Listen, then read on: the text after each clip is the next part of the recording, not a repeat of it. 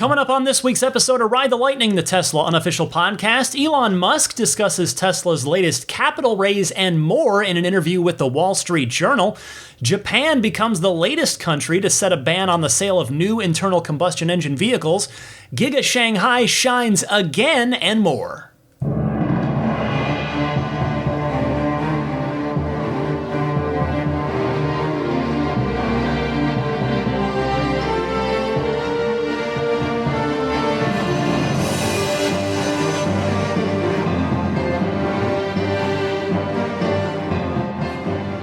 What's happening, friends? I'm Ryan McCaffrey here for episode 280 of Ride the Lightning, the Tesla unofficial podcast, for December 13th, 2020.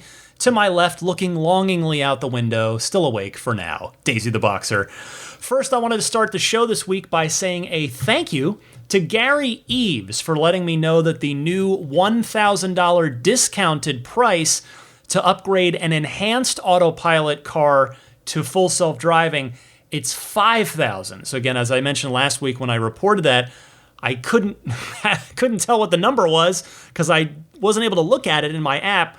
Gary was able to do that, so it's down from $6,000 to $5,000. And again, just to hammer that home, I don't know if this will be permanent or just through the end of the month, which also happens to be the end of the quarter. So you may want to act soon if you think you want to get it at some point. And if you're in a position to do so now, it is possible that it could go back up. Next, before I get started with the news proper, another thank you. This one goes out to listener Matt Asbury from Leander, Texas, for being the first to give me the heads up that the 1/18th scale die-cast Model S, Model X, and Model 3 cars have all seen significant price reductions. They've gone from $250 each down to $175. Interestingly, the Roadster and Semi-Truck 1/18th scale models are still $250. Now, Matt theorizes that because the Model 3 has just seen a subtle refresh, I suppose in a scale model, the wheels, center console, satin black door handles, and window trim would be noticeable changes if Tesla were to do a new die-cast model of the 3, that Matt thinks that maybe this could be a hint that the long-rumored Model S and X refreshes, which, again, are allegedly coming early next year, according to what has been a couple of reasonably trusted sources in the community, but then again, other trusted sources in the community have been calling for the S and X refresh for quite literally years now, and it still hasn't happened. So it'll happen when it happens with this one. But in any case, it is certainly plausible that Matt will be correct, and that the S and the X do have those refreshes coming if their die-cast models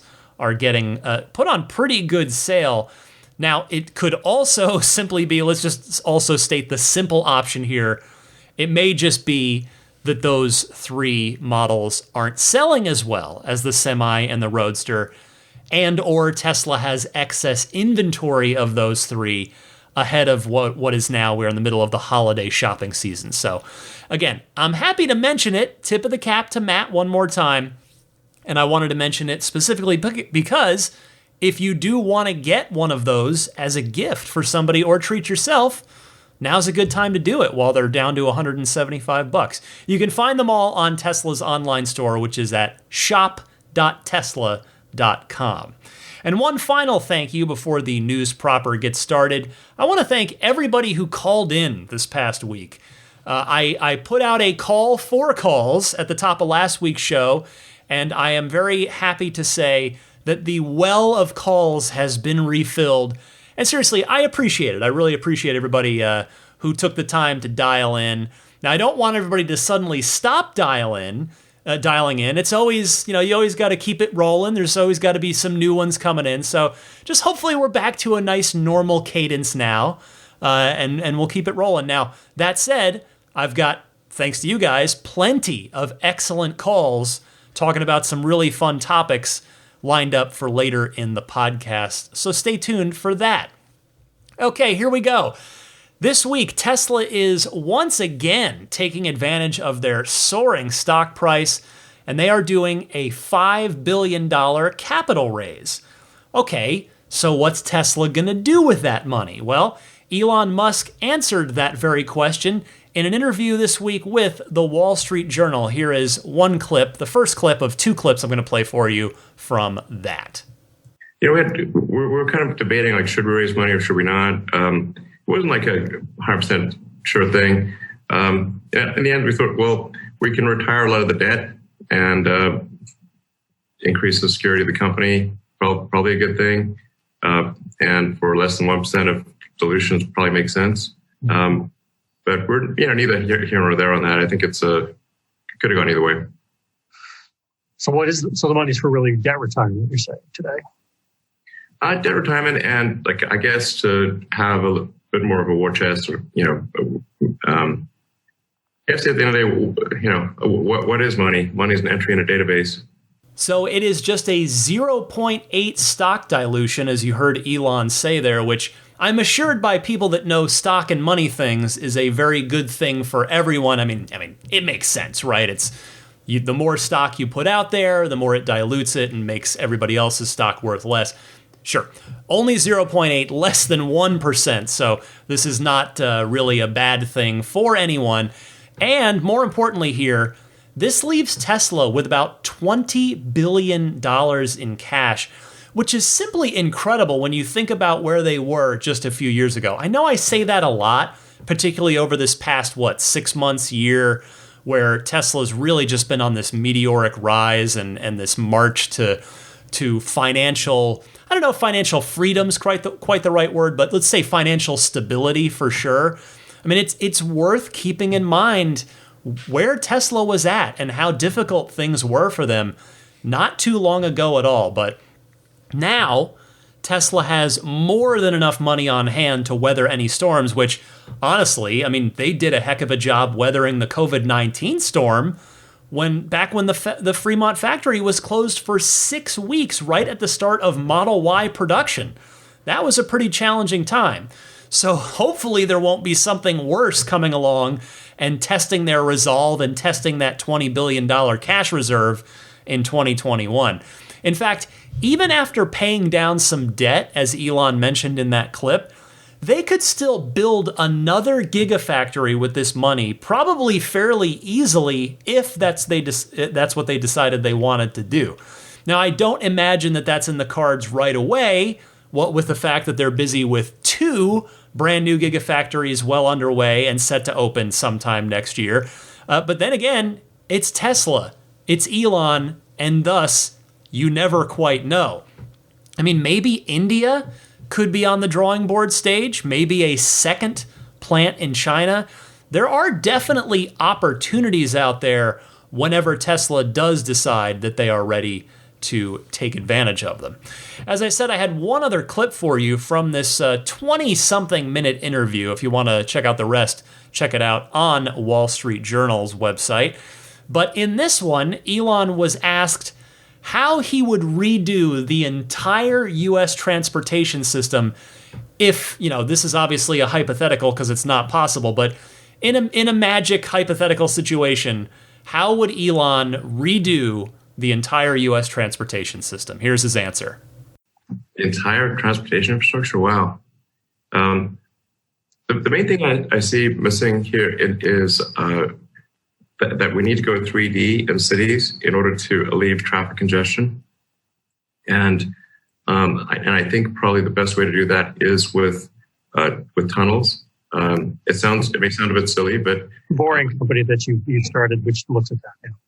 In fact, for many years, I was asked, what do I see as the biggest opportunity for new companies? And I kept saying, can someone please build tunnels? For half a decade, I said this, and nobody built tunnels. So I was like, fine, we'll start a company and start building some tunnels. And we've got the first tunnel that's going to be opening up, first commercial tunnel opening up in Vegas, going from the convention center to the Strip. And I think people will have an opportunity to try it out and be able to see that, hey, if we just go 3D in cities, we don't have to be stuck in gridlock. This is great. Yeah. So I'd recommend tunnels. And then for long distance travel, you can do tunnels or tubes. But if you evacuate the tunnel and essentially remove the air or most of the air, you can get rid of the air friction, and you can go supersonic and do so with no dependence on weather and with no need to get to high altitude or create any sonic boom issues. So that's what I meant by sort of a hyperloop. It's just basically a pressurized electric car in a vacuum tube. So I think this would be a revolution in transport. That would be amazing. And hopefully others do it, not just the Boring Company. Boring Company tunnels for our cars in cities and hyperloops for interstate travel. That sounds pretty cool. Now, maybe none of us will live long enough to see that future potentially become a reality, but yeah, maybe someday it's possible, or maybe our kids might get to see that kind of reality come to fruition. All right, next up this week in Japan, Tokyo's governor, Yuriko Koike, announced that the capital city expects all new car sales to be electric or hybrid vehicles by 2030, so just 10 years from now. Teslarati writing this up and saying, Tokyo's move suggests that Japan will follow Europe's footsteps in banning internal combustion vehicles. Quote, "We are going to be 100% non-gasoline and lead the global trend," Koike said, who stressed the responsibility that major cities like Tokyo have to clear the air of emissions.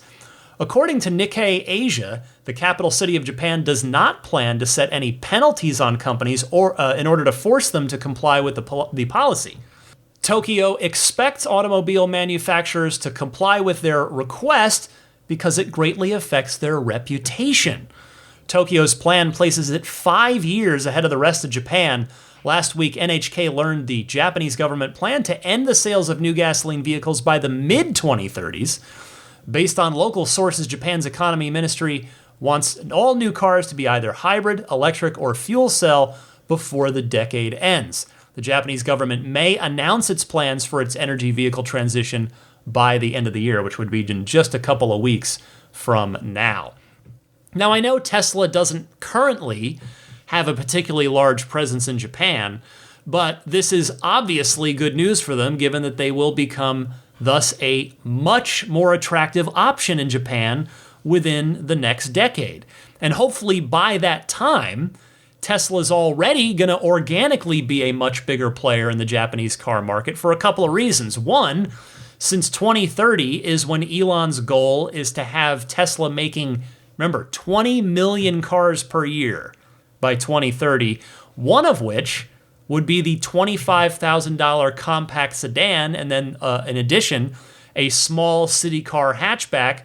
And I mention those two vehicles because both of those would probably be fairly welcome in Tokyo and in Japan at large, because I do believe Japan does tend to prefer smaller vehicles, and I don't think they have a lot of, say, full-size pickup trucks like the Cybertruck in Japan. But hey, even setting Tesla aside in this, let's just say bravo to Tokyo and to Japan, and kudos to them for taking a stand for the environment here. Tokyo and Japan are now joining as mentioned in the Teslarati story, a number of European countries and the state of California here in the United States in setting a goal and setting an aggressive sunsetting date for gas-powered new passenger car vehicle sales. Love it. I applaud it. Next up this week, another story about Giga Shanghai overperforming their goals and doing exceedingly well at their jobs. According to data released by the China Passenger Car Association, Tesla sold 21,604 Model 3s domestically in November. That, to put it in context, is a 78% month-over-month jump compared to Model 3 sales in October, when Tesla sold 12,143 units in China. So just to break that down, that means now that Tesla is doing 5,000 Model 3s a week at Giga Shanghai, and they're doing that after less than a year of being open. It also means that if they don't grow any more at all, if they they just top out where they are, they'll make about 250,000 cars a year starting next year, because they'll go into the new year at that 5,000 car a week run rate. However, add in the Model Y that they are absolutely going to start producing there in the next month or two, and in a year from now, on episode, whatever that's going to be, 332, something like that, I might be sitting here talking again about Giga Shanghai being on a 500,000 car a year pace. But of course, the reality is that Giga Shanghai won't be just standing still and stopping where they are. They will continue to scale up, and as such, they are likely to exceed that 500,000 car per year goal, just like they've exceeded just about every other expectation or goal set for them by Elon and by Tesla. Now, in time, of course, the Model 4 is going to be made in China as well. It's going to be designed there and made there. And I wonder how many, of course, I mean, it's sure to be sold in other markets, but it is going to be designed and built there. I wonder how many of those Model 4s there are going to be demand for in China alone. I mean, could there be 500,000 Model 4s just for the Chinese market alone? More? I mean, China's a much bigger country than the United States, so it's going to be fun to find out exactly what the sort of overall top-end capacity of Giga Shanghai is going to be in the coming years. Next this week, the Tesla community's white hat hacker friend, who I've been mentioning a lot lately, Green the Only, that's his Twitter handle, well, he has just absolutely been on fire. He has shared more interesting stuff again. I think he's come up on the show a few times recently. He's back at it. He's found some more interesting stuff hiding in the Tesla software. This week, it's evidence of two interesting things that people have been waiting for. One, remote camera access, and two, navigation waypoints. Both of those have been long requested features. Now, Elon had acknowledged the latter of those two, and sure enough, they're in there. Green posted a picture of the navigation screen with the nav waypoints, the destination waypoints in action. Now, as for the remote camera access, he posted a screenshot of the car UI in the safety and security menu. Down at the bottom, in the build that he's playing with, obviously it's not in any of our builds yet, but he scrolls down to the bottom of the screen, and right there it says there's a checkbox for allow remote camera access. So I'm left to wonder now if both of these are hiding in there. I do have to wonder if both of those features, which are, again, both highly anticipated, are going to be in that big year-end holiday update that Elon hyped up a couple weeks back. If they are, then we're looking at full self-driving, being able to check your car's cameras from your app anytime, which would be so awesome. We're talking about waypoint navigation. We're talking about a new driving visualization for the screen that's already in the full self-driving beta now. All of that, and we'll see, there could very well be more to it than that, but even if not, even if it's just those things, that would make for a pretty sweet update. That would be a very fantastic holiday gift for your car from the Tesla team. And again, now that it's the 11th of December as I record this, so hopefully we shouldn't have to wait too much longer to unwrap our software present. And finally this week, speaking of software presents, 2020.48.10 is rolling out wide now. In fact, I just got it this afternoon before I recorded here today on Friday the 11th. And in it, there is a holiday-themed Easter egg making its grand return for the holiday season. So just use your voice command prompt and say, ho, ho, ho. And the on-screen display in your car will turn into Santa's sleigh. So if, in my case, a red Model 3 turns into Santa's red sleigh. And it's not color specific, by the way. It's always going to be a red sleigh. But yes, your car will turn into Santa's sleigh, complete with presents in the back. And what I found funny about it, though, looking at the screenshot, the frunk and trunk open buttons are still there. And the frunk open button has a little line drawn, as it normally does. But in this case, with the Santa sleigh Easter egg, that line from the open button is drawn and pointing right at Santa's jolly round belly in the Easter egg in the sleigh, which is mildly disturbing in a completely hilarious, goofy way. It's like, no, don't open Santa's belly, don't do that. So I couldn't help but get a little chuckle out of that. All right, that wraps it up for your week in Tesla news. But again, stick with me after a word from my friends at TesLab, which I hope you'll give a try to. I've got a ton of your excellent phone calls lined up. You guys heeded the call, and the results are excellent. Lots of fun stuff to talk about with your calls coming up next in the Ride the Lightning Hotline.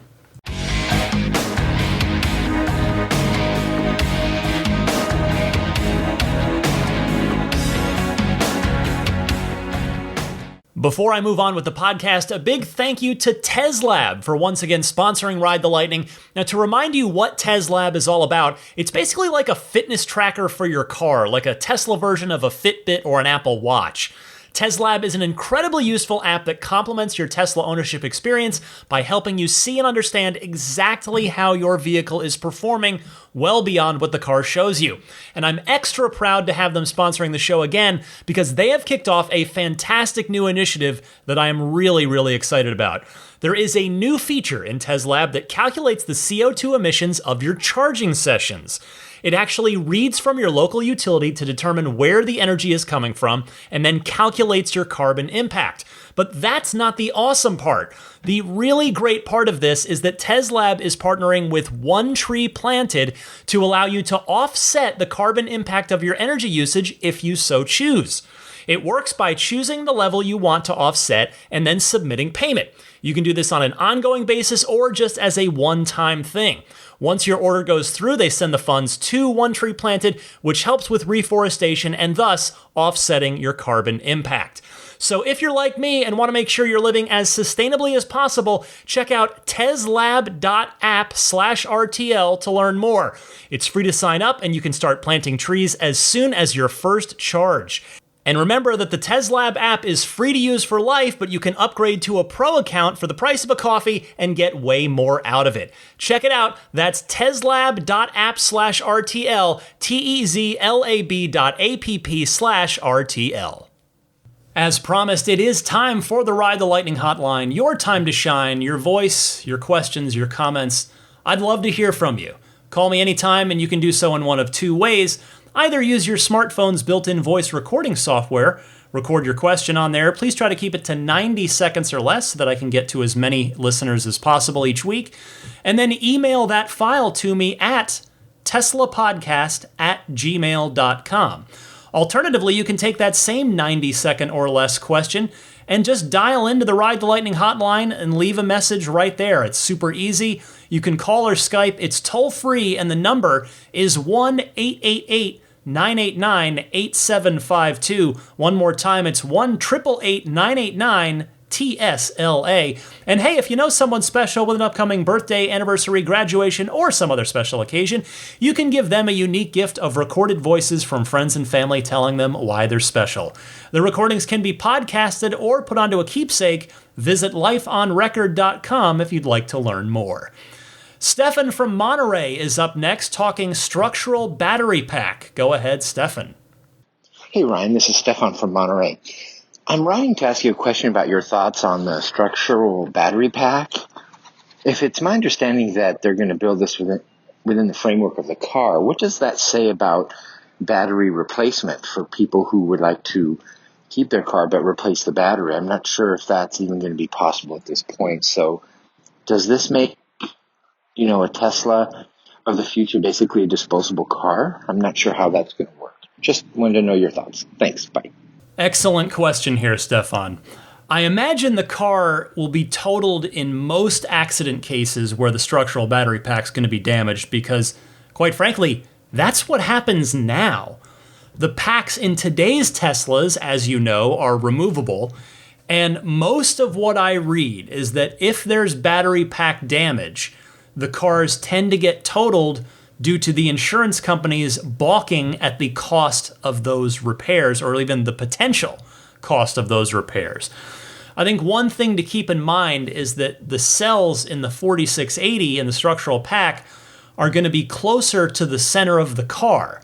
We heard Elon talk about that very thing at Battery Day. So perhaps, in some cases, that will lessen the damage and maybe even save the pack from injury in certain accident situations. I mean, I don't know if I'd quite go so far as to call the cars disposable, but I totally see where you're coming from. I mean, Elon might actually agree with you. Remember that the new plan for the 4680 cells is to use table salt to get the lithium out easily, and they've got a giant plot of land in Nevada in order to materially support the massive scaling up to the production levels that they want to get to. So if Tesla can accomplish its battery production goals over the next decade, as I referenced earlier in the podcast, Elon might actually more or less agree with your disposable comment. He might just say, yep, that car is totaled, just recycle the pack, recycle the lithium, recycle the pack, and we'll just build another one. So I don't know. It's going to be an interesting thing to see, kind of like the Cybertruck with its crash safety rating and how the crumple zones are going to work. That's another sort of engineering question mark for that we have about the future of Tesla right now. Thank you as always for your call, and let me go now to another regular. How about Pete from Carmel, who wants to talk about the Michigan situation that I gave you an update on last week. Go ahead, Pete. Hey Ryan, this is Pete from Carmel. I listened to your recent podcast and was incensed about the Michigan ruling. And this brought just kind of a general thought to my mind, and that is how much the established industrial car complex is desperately trying to see EVs in general, but specifically Tesla, fail. There was an interview with Mary Barra, who's the CEO of GM, and it was laughable. She was talking about how they have this big initiative to completely electrify their fleet. They're so far behind. And at one point, the interviewer asked her if she thinks Tesla was the spark that ignited everybody's interest in EVs, and she totally sidetracked it, didn't give Tesla any credit. It's just amazing, and that's in contrast to Volkswagen, the CEO there, who clearly admits that Elon and Tesla have been the major driving force in the EV revolution. And if you read any general sort of news media, whether it's the New York Times or the Wall Street Journal, nobody ever gives Tesla much credit. If you read about autonomous driving, you'll read about Waymo and other companies, but Tesla either isn't mentioned or is not even on the list, yet they're clearly leading by leaps and bounds. So just a note of general frustration. I mean, I don't think it's going to stop what's happening, but clearly there's a lot of negative forces about whether it's short sellers or just the established car manufacturing industry and associated tentacles that are trying to put the brakes on this revolution. Thanks for everything you do. Look forward to hearing your next podcast. Pete, thanks as always for your call. I will say that I do feel like the coverage in the media has gotten less antagonistic.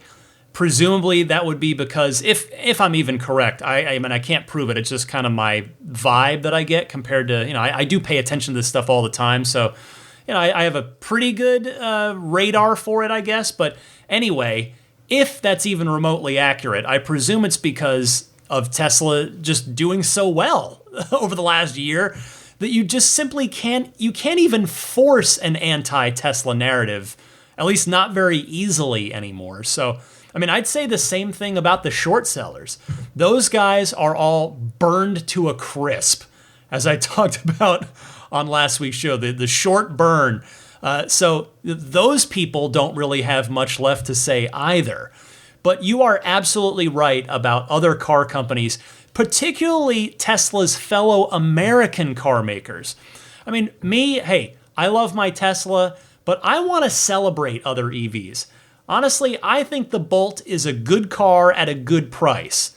If you're cross-shopping it with a Model 3, it's maybe not going to hold up to a Model 3, but then again, there's $7,500 off the Bolt, and if you can, for all I know, you might be able to get them for under sticker price, negotiating with a dealer if Bolts aren't moving. But so, again, my point being, that car has its place. It may not be sexy, but it's a good, solid range car at a good price. You've got the Mustang Mach-E. That seems to be a really good car, the initial impressions from people so far. But all that said, the more time that the other automakers waste, particularly, again, the other American automakers, the more time that they waste on trash talking and not building good electric cars and battery factories to go with them, the tougher it's going to be for them. Maybe not in 3 years, maybe not even in 5 years, but in another 10 years, in another 20 years, when EVs are in even higher demand, and when we've reached that tipping point that Elon talks about from time to time, the tipping point for an EV being cheaper up front than an ICE. That point is coming.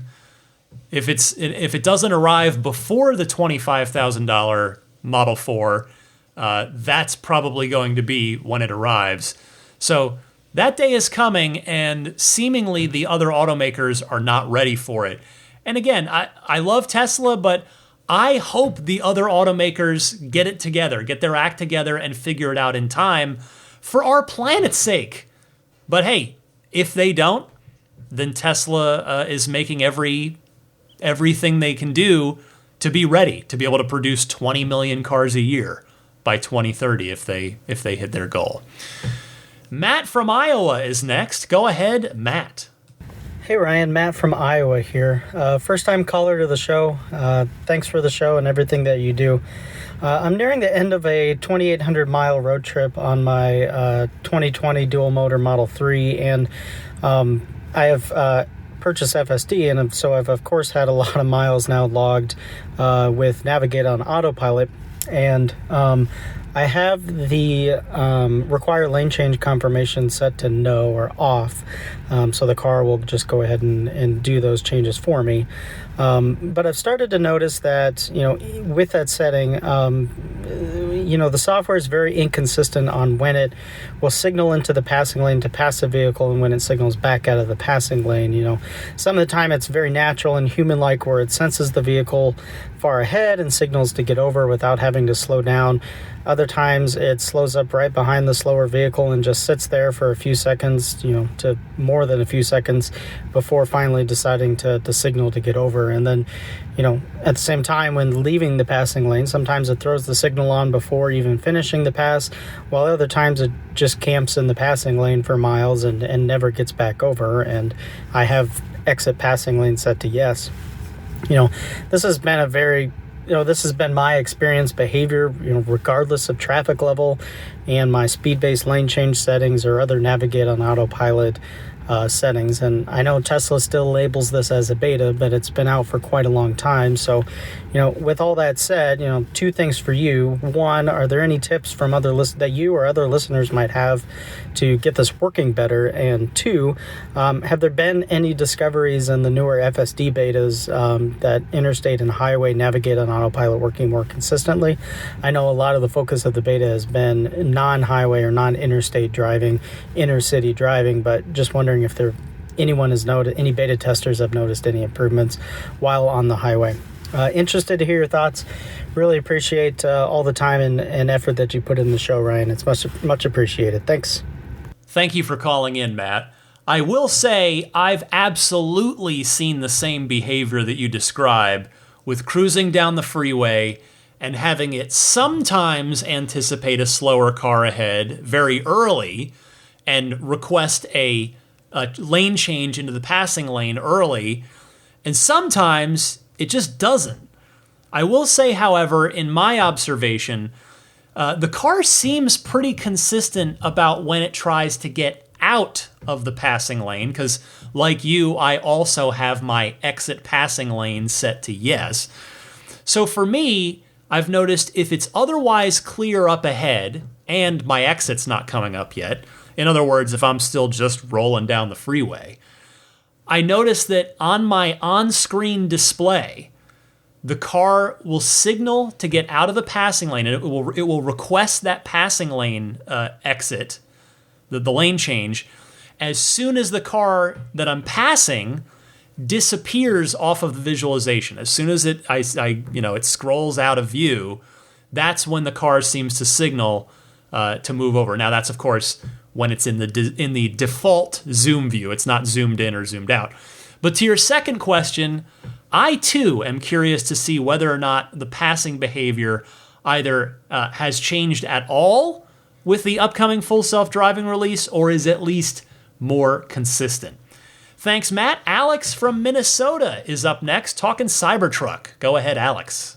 You know, some people are upset that the Cybertruck is going to be delayed a little bit, but I actually don't mind. I think that with these weekly improvements that we're seeing in full self-driving, it's only going to be that much better.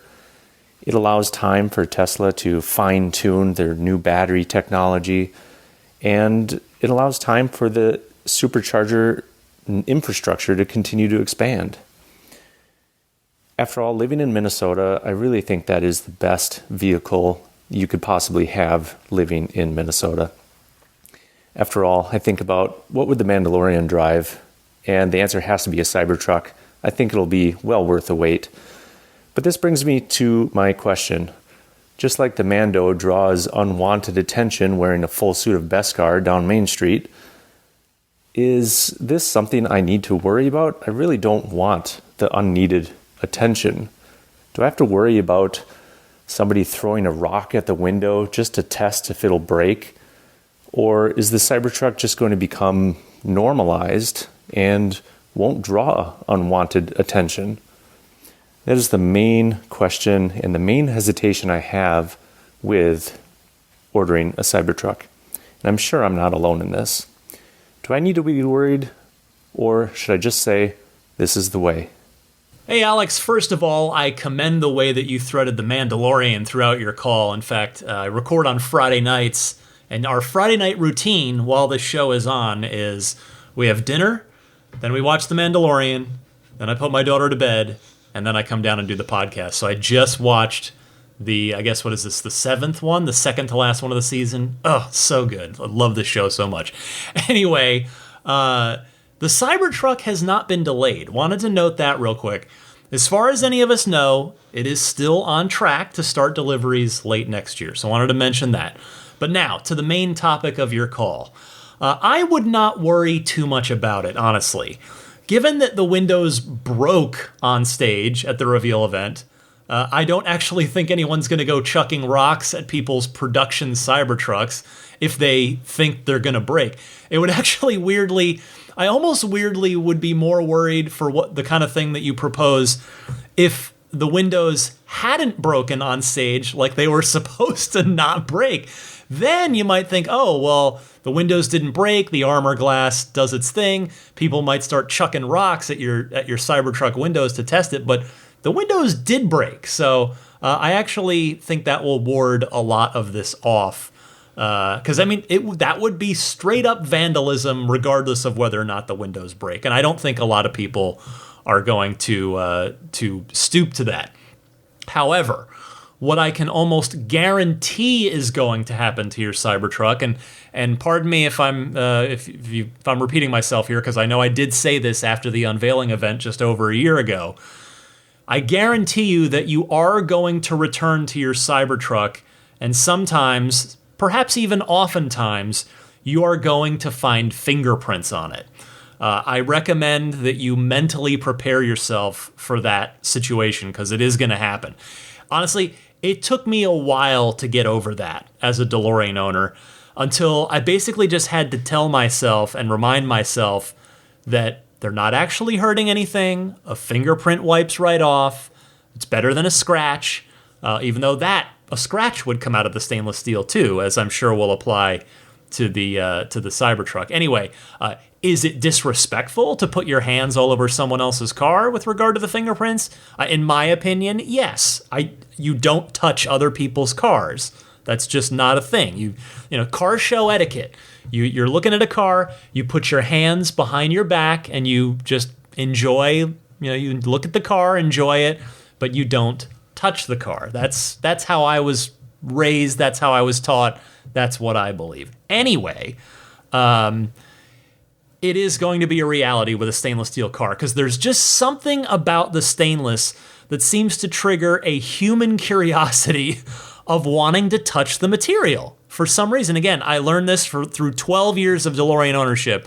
I mean, you don't see it with painted cars. People don't walk up and touch painted cars. I mean, I'm sure on occasion they do, but not in the same way that a stainless steel car gets touched. But it is the case with a naked stainless steel car like the DeLorean, and soon to be the Cybertruck as well. Eventually, though, it probably will, unlike with the DeLorean, which just didn't last, the Cybertruck probably will get to a point where it normalizes, and then the fingerprints will probably either stop or slow down quite a bit. But bottom line, I would not worry about rocks being thrown at your windows, or for that matter, hammers being taken to your body panels either. So thanks so much for your call, Alex. Let me go to Glenn in Cape Town, South Africa next. Welcome, Glenn. Hey Ryan, it's Glenn here from Cape Town, South Africa. Trust that all is well there. Listen, man, I just would like to know with regards to Teslas in general. Now, the car uses mobile data for the navigation, those Netflix movies that you want to watch, the streaming of music and so forth. Who pays for that data? Where does it? Who actually funds it? Does Tesla fund it somehow, or does it get billed to the owner of the car? How does it work? Because if you're to drive your vehicle over the border, say into Mexico, in your case, I would think that, as we all know, the cell networks are like a big cartel, and they charge an arm and a leg for data when you roam internationally. So I can imagine that Tesla would not want to have a bill of like $1,000 per gigabyte, or being charged to them from a mobile network outside of the United States. Or if you're in Europe and you go into an area or a country that Teslas aren't sold, what happens then? So I'm quite keen to hear how it all works. All right, thanks Ryan for a great show as always, and we are still waiting and dreaming for Tesla to come to South Africa. We are waiting in bated breath, but I cannot imagine it coming anytime soon. So in the meantime, I'm enjoying your show and just drooling at everything that you guys all talk about. Thanks again. Cheers. Bye. Glenn, great to hear from you, and thank you very much for listening. To answer your question, Tesla has been footing the bill up until recently.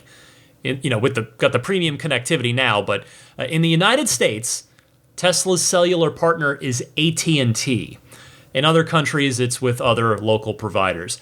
I don't know the terms of those deals, like how much Tesla pays, how long the contract is for, etc. There might very well come a day when Tesla just puts Starlink in every single Tesla around the world, every new build Tesla, and just doesn't even need to worry about specific providers in specific markets. But we need to wait for the full Starlink rollout to occur before we can start hoping for that. And we need miniaturization of the Starlink receiver before that can happen too. But I think it probably will happen eventually. I'm not actually sure, to answer your other question, what happens if I were to cross the Canadian or Mexican border in my car. I would presume it just roams with whoever AT&T's North American partners are that use the same network technology. Because I mean, I've flown to Montreal before, obviously, without my car, and my phone works there. It just roams on the international partner network, and I presume the car would do the same if I drove it across the border. Anyway, Glenn, I hope you guys get Tesla in your market at some point sooner rather than later. Thanks so much for your call. Jay from Hickory, North Carolina. You, sir, are on the air. Hey, Ryan. This is Jay Rogerson from Hickory, North Carolina. Just listening to your current podcast, and I heard the story where, unfortunately, a Tesla owner had their car vandalized, or I think it was a felony vandalism, and you were suggesting, maybe if they had the Roadster package, the SpaceX package, to kind of warn or ward off any perpetrators that were trying to vandalize it. It made me think about the speakers that are supposed to be on the outside of Teslas, and I think there were some jokes about it, essentially like playing fart sounds on other cars or even jazz or elevator music. What if they had a security feature that if they could detect that somebody that wasn't the owner was, kind of walking up to a car, or, some cars will usually beep if you get too close to them. It's, maybe gave an audible warning saying, hey, this car is recording, anything you do can be captured, because that's one thing that just blows my mind, is do people not realize that, of all cars, Teslas have, multiple cameras constantly recording, so anything you do is going to be seen. So just a thought. Thanks so much. Appreciate the podcast. Take care. Jay, I have to tell you, that is a much more sensible idea than mine, and it's certainly doable on the entire fleet using the pedestrian speaker that you mentioned, which again is on all Teslas built in September of 2019 and later. By the way, apropos of nothing, when I listened to your call, it reminded me that, years ago, maybe 20 years ago, it's forever ago, I remember being in this parking garage and someone's car alarm went off, which I'd never heard a car alarm like this, and I've never heard one since. But the alarm was a recording of a guy, and I'm not sure why this stuck in my head, but it did. The recording, it was a looped recording of a guy saying, "Warning, you are too close to the car. Please step back." Just over and over again. That was the car alarm. But anyway, yeah, I think I'm asking you to step back. That is a car alarm. That might be a little toothless in 2020. Heck, it probably was in the 90s or whenever the heck it was that I heard that. But to your point, telling you that you're being recorded, complete with the portal turret and the "you're being recorded" message on the screen in the car to back it up, that might actually have an effect on people. So good stuff, Jay. Thank you so much for calling in. Let me go now up to Rob in Toronto. Hi, Ryan. It's Rob from Toronto. It's my second message. I'm a happy owner of a Model Y that I took delivery of in September. Previously had a Model S for a year. I love both of them. The Model Y has certainly got some very nice features that I like that are better suited for me than the Model S did. So I'm generally very, very happy with it. Just a couple of things that I'm curious to know if Tesla could do something about, and wonder if other owners might have noticed it as well. First of all, on the screen on the dashboard where you see the avatar of the vehicle, the brake lights show up very dimly on the avatar, and it's almost impossible to tell when the brake lights have been applied or when you've put the brakes on. With the Model S, it was very vivid, and as soon as you put the brakes on or they were applied by the autopilot, they lit up very brightly, and it was very reassuring to know they were on. With the Model Y, they're so dim that it's almost impossible to know they're on. I would love to have the Tesla folks do a little tweak to the software to make that, to improve that. Another thing is the charge port. When you're trying to find the charge port in a dark garage, with the Model S, it was brilliant because it had a white ring of light around it, and you could see exactly where the charger had to go in, or the plug had to go in. With the Model Y, it's very dark. It's just a very dim little Tesla logo to the left of the charge port opening receptacle, and very difficult sometimes to aim it properly when there's not much light. It would be great if they could find a way to light that up more. And the other, which I'm sure they probably can't do much about, but it'd be interesting to put the challenge to them, is with the Chrome Delete, which I love a lot. In a dark area, it's very difficult at night to find the door handles against my gray background. It would be great if they could find a way to put a little bit of light on that, or maybe a small reflective piece or something that might make it a little easier to spot it in a dark night. Anyway, wondering if anybody else has had that experience. Thanks, Ryan. Rob, I appreciate your call. I have to wholeheartedly agree with you on the brake lights rendering on the dashboard screen visualization there. They are pretty dim. And I'll tell you, they're even less obvious for me because I have a red car. So there's just a lot of red on there, which makes it tricky to know at a glance if the brake lights are on or not. And as you said, that would definitely be an easy fix. I don't know if the other two would be quite so easy to rectify, though. I mean, it might be possible for the Tesla T logo light in the charge port. Maybe that could be made brighter, but maybe not. I'm not sure. It's possible that just already is what it is. As for the door handles, now the Model S, as you well know, not only has chrome door handles, but it has little white LED lights that come on when the door handles present themselves. The Model Y handles, which are of course the same as the Model 3 handles, they can't do that. I mean, maybe a little light could be added on the inside of the handle, effectively behind the handle, that could illuminate the edges. Maybe, I don't know, but I imagine that would, it would be a cost issue to add a part, to add something to the door handle assembly like that. And as such, I imagine Tesla would not be too keen on adding it, since they don't seem to be getting a million complaints about it. But although just thinking about that, I would say that would look really cool.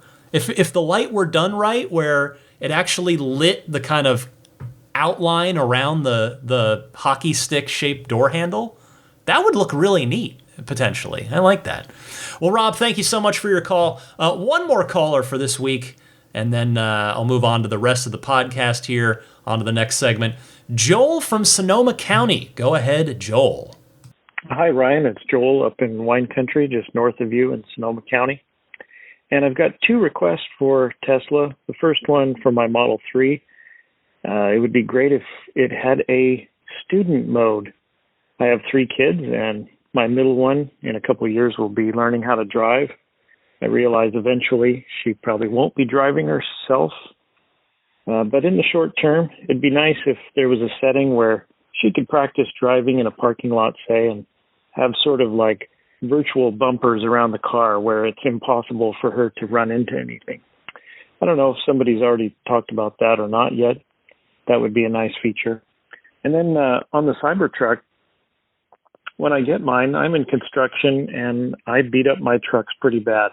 I would love for there to be an interior package that's as durable as the exterior. That would be great to prevent the damage to nice seats and the finishes inside the Cybertruck. So those are my thoughts. Thank you for your show. Have a great day. Bye. Joel, this is a great call. Thank you so much for dialing in.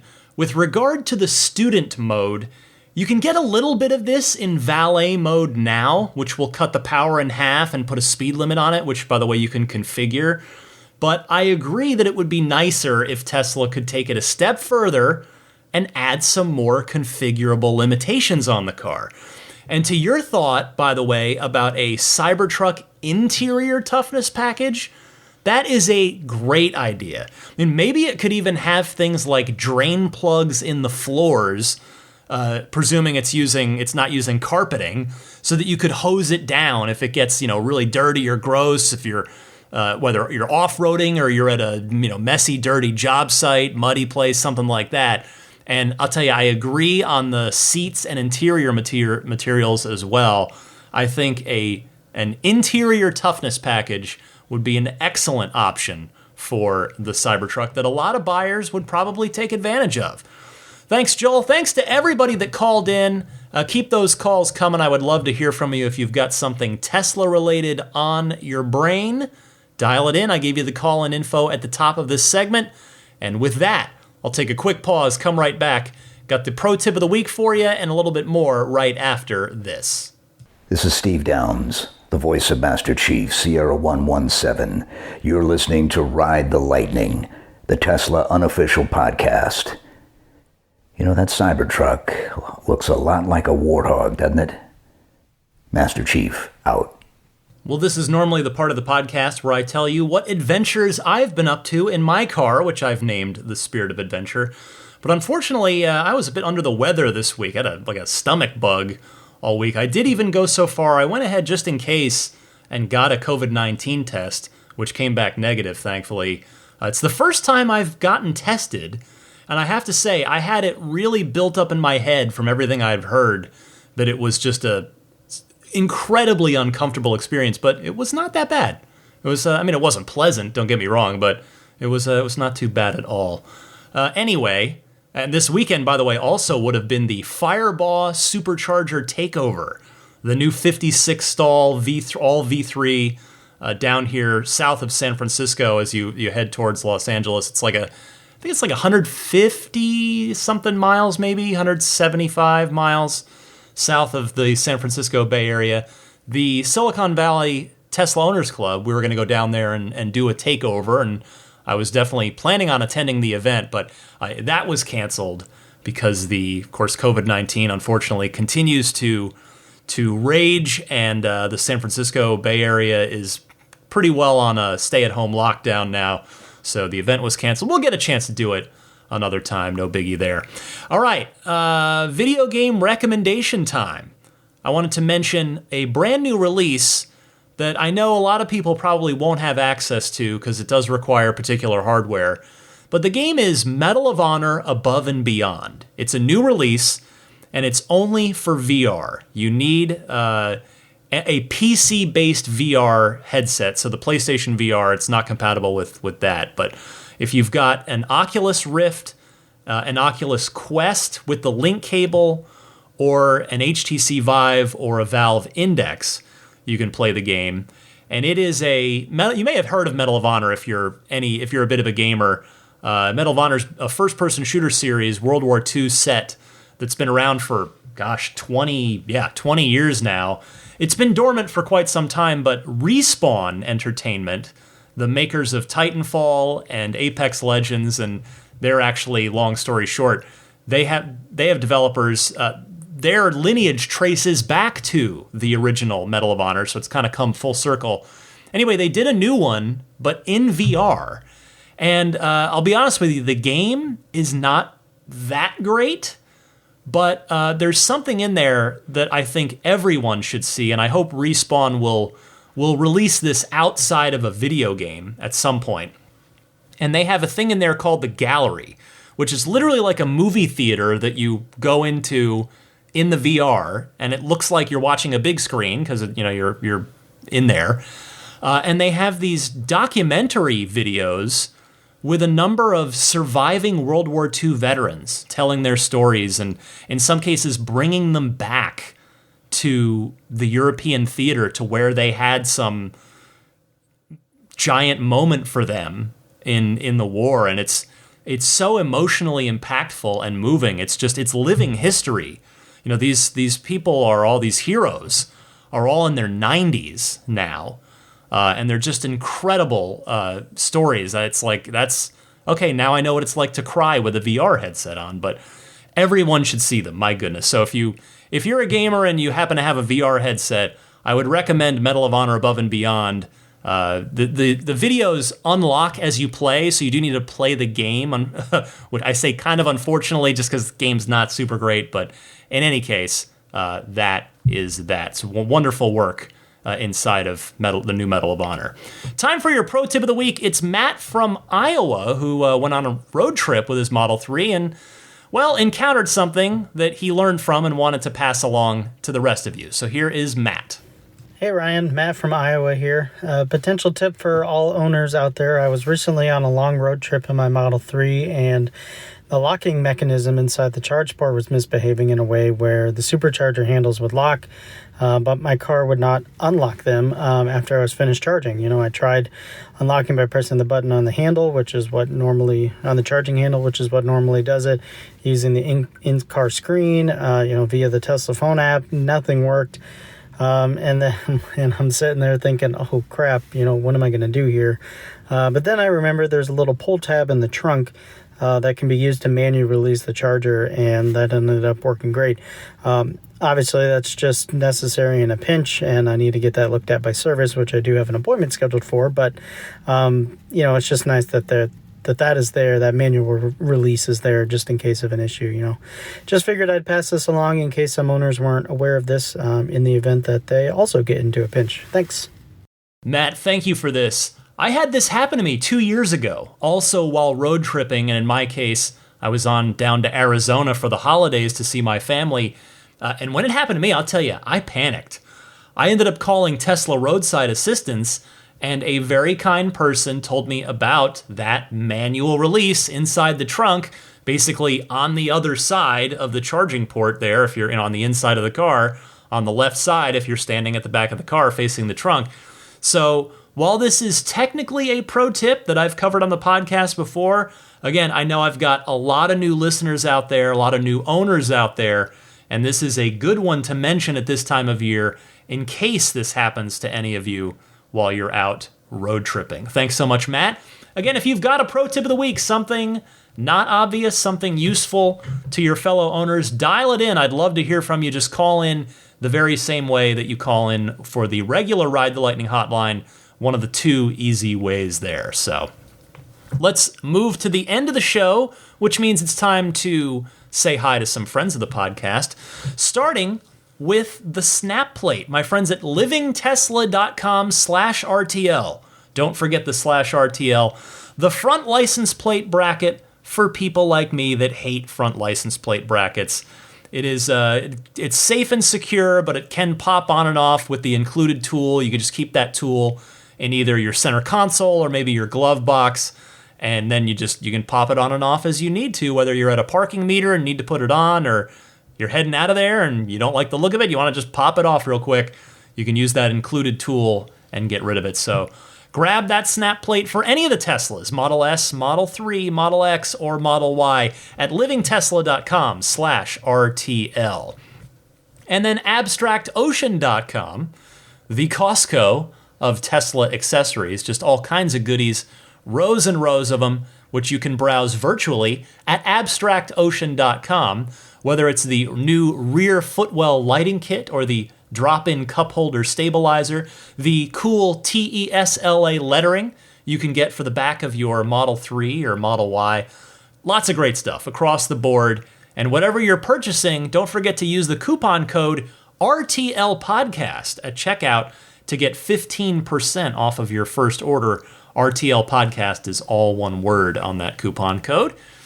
And then puretesla.com/RTL, one-stop shop for your dash cam and Sentry mode needs. They ship free anywhere in the United States or for a modest fee to ship internationally. Comes fully formatted for the Tesla cam. It's plug and play, straight out of the package, right into your car. No problem. Works with Mac, works with PC. It's easy and it's long-lasting because it's not directly USB flash drive based. Uses a micro SD. I've been rocking mine for, it's got to be at least a year now. Absolutely no problems. Love it. So get yours at puretesla.com/RTL. And Immaculate Reflections. They are there to take care of your car. Should you need a little extra TLC, whether you want to do paint correction maybe, or paint protection film on some or all of the car, or ceramic coating so that you've got that 21st century wax type finish to the car, and you won't need to wax it because of the ceramic coating. Any of that, all of that, Immaculate Reflections. If you are in the San Francisco Bay Area or you're going to be here with your car, get booked in. There is a discount waiting for listeners of this show. Just mention that you're a Ride the Lightning listener, and Jeff will apply that discount for you. So you can learn more and get in touch with Jeff at the official website, which is irdetailing.com. And finally, Jada, of course. Whether you want to grab the wireless charging pad for a Model 3 or the USB hub to add some extra USB ports for your 3 or your Y, you can grab both of them at my affiliate URL. Please use this link if you would be so kind. It's getjada.com/ref/8. And that's the number 8, the numeral 8. Getjada.com/ref/8. Jada spelled JEDA. And don't forget that coupon code to get $10 off your order. The coupon code is Ride the Lightning. All one word, Ride the Lightning. Finally, I want to say thank you to my Patreon supporters, specifically the Plaid and Maximum Plaid tier folks.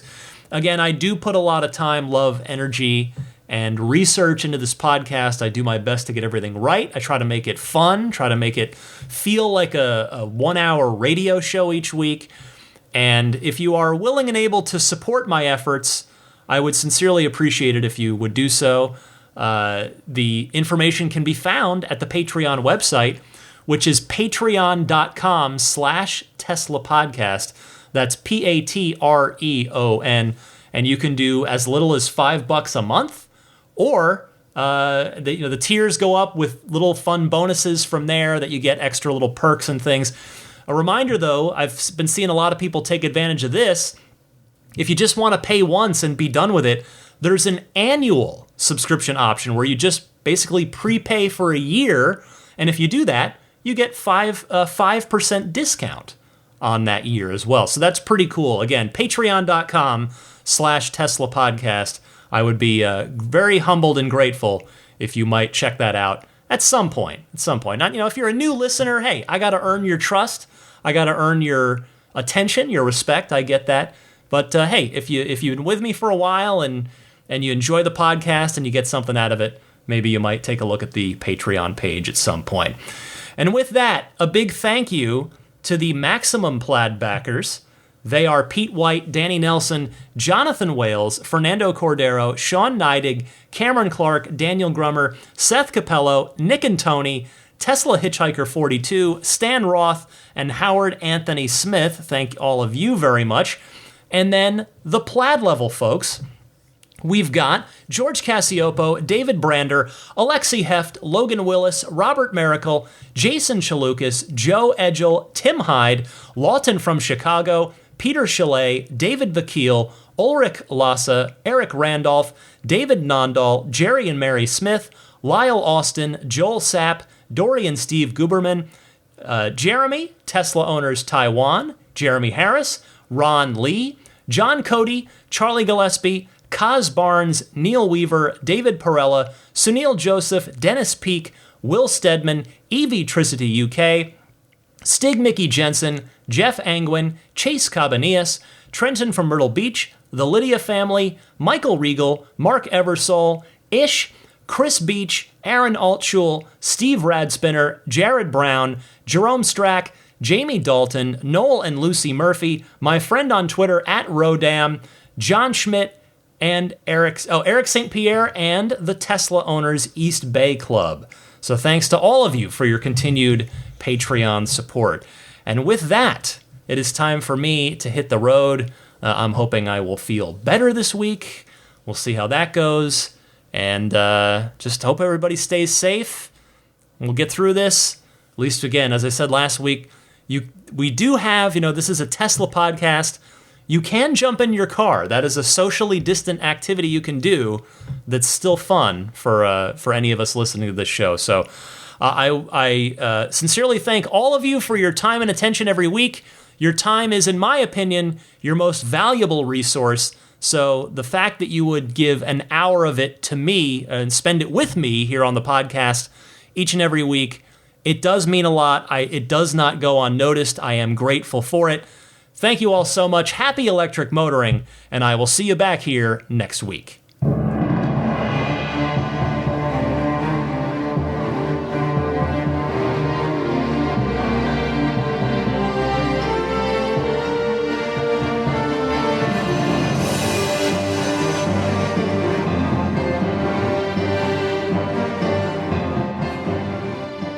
I mean, I think a Tesla is the most fun thing you could possibly buy ever. That's what it's meant to be. Our goal is to make it's not exactly a car. It's actually a thing to maximize enjoyment. It's maximum fun.